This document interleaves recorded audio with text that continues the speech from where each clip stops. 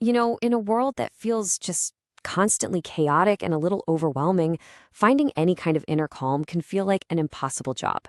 But what if that's the wrong way to look at it? What if inner peace isn't something you find, but something you actually build, like an architect, just piece by piece? So let's dive into a really fascinating blueprint that shows us exactly how to construct that kind of peace. So let's just start right here with a really direct question. I want you to think about it for a second. Is there some kind of weight, maybe an old grudge or a past mistake that you're just carrying around? We all have them. The real question, though, is what's it costing you to keep holding on? The ideas we're exploring today are inspired by a book called Synthetic Vibes. And what it does is it totally reframes this idea of inner peace. It's not some fluffy, mysterious feeling.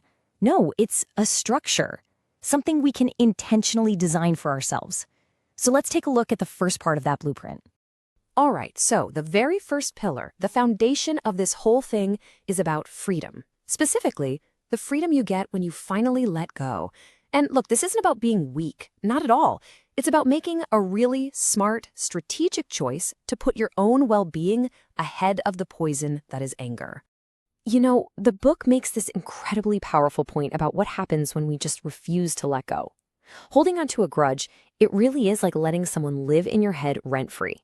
And that hatred, it doesn't just hurt them. It eats us up from the inside. It literally consumes us, becoming the dirty lens through which we see the entire world. So when you lay it out like this, the choice becomes, well, pretty darn clear, right? On one side, holding on. That gets you a life of constant anger, stress, and bitterness. But letting go, that's not for them. It's for your happiness. It's for your mental freedom. In a way, it's a selfish act, but in the absolute best way possible. Okay, so once we've cleared out some of that old junk by letting go, where do we point all that newfound energy? Well, that brings us to the second pillar of our structure, really understanding and focusing on where your personal power actually is.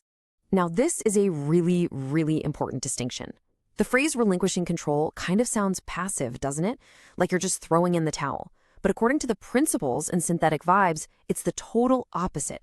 It's an active, super smart decision to stop wasting your energy fighting battles you were never going to win anyway.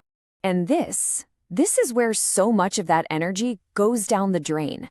Just think about it. How much time do we all waste worrying about what other people think or replaying mistakes from the past over and over again? It's like trying to steer a giant ship by just screaming at the ocean. It's exhausting. And it does absolutely nothing. But now, let's look at the flip side. This is where your true power is, right here. You can't control the storm, sure, but you can absolutely control how you captain your own ship. Your thoughts, your actions, and, this is the big one, your responses to all that stuff you can't control. That's your kingdom. That's where you build your strength.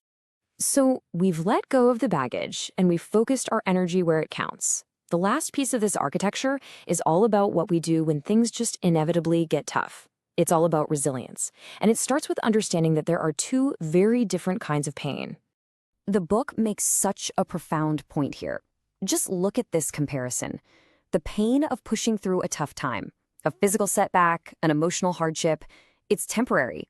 Yeah, it hurts, for sure, but it fades. But the other pain, the pain of regret, that little voice in your head asking, what if I hadn't given up? Man, that is a pain that can stick with you forever.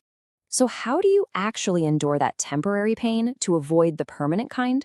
Well, it's an active process. It's not magic. First, you don't pretend the setback didn't happen. You acknowledge it, face it head on. Then, you don't just brush it off. You squeeze every lesson you can out of it. And then, and only then, armed with that new wisdom, you keep moving forward. So we've explored the three core building blocks from our blueprint. Now let's just step back for a second and see how all of these pieces snap together to create that inner fortress of peace we've been talking about. When you boil it all down, it really comes down to this. Let go of the stuff that's just consuming you. Focus on the very few things you can actually control. And endure the necessary struggles because that's how you grow stronger. These aren't just some nice quotes for a coffee mug. They are actionable steps. This is the blueprint for a truly resilient, peaceful mind. And that, of course, brings us to the last and maybe the most important question. Looking at this whole blueprint, what's your next move?